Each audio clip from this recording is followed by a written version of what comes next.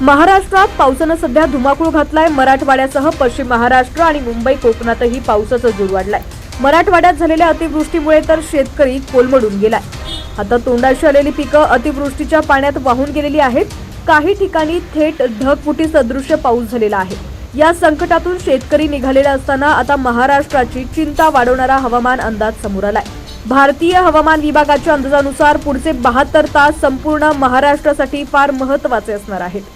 भारतीय हवामान विभागाने दिलेल्या माहितीनुसार मुंबई तसंच आसपासच्या जिल्ह्यात रेड अलर्ट जारी करण्यात आला। या अंदाजानुसार मुंबई तसंच उपनगरात मुसळधार पाऊस होण्याची शक्यता आहे।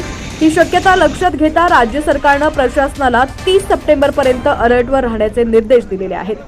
हवामान विभागाने मुंबई, ठाणे, पालघर, रायगड, रत्नागिरी या जिल्ह्यांना रेड अलर्ट जारी केलाय। या जिल्ह्यातील काही भागात तीव्र पाऊस होण्याची शक्यता आहे, तर सिंधुदुर्ग आणि नाशिकमधील घाटमाथ्याच्या क्षेत्रातही मोठ्या प्रमाणात पाऊस होण्याची शक्यता व्यक्त करण्यात आली आहे। भारतीय हवामान विभागाच्या अंदाजानुसार कोकण पट्ट्यात तसंच उत्तर महाराष्ट्रातही पावसाची शक्यता आहे। मराठवाडा, विदर्भ, मध्य महाराष्ट्रात हलक्या सरी कोसळण्याची शक्यता आहे। हवामान विभागाने पावसाची शक्यता व्यक्त केल्यानंतर आता राज्य सरकारने जिल्हा प्रशासनांना सतर्क राहण्याचा आदेश दिलाय। काही ठिकाणी भूस्खलन झाल्यास, अचानक ढगफुटी सदृश्य पाऊस झाल्यास किंवा अन्य आपत्कालीन स्थिती मदत कार्यासाठी तयार राहण्याचे आदेश दिलेले आहेत। या सर्व अधिकाऱ्यांना 30 सप्टेंबर पर्यंत अलर्ट राहण्याचंही सरकारने सांगितलंय।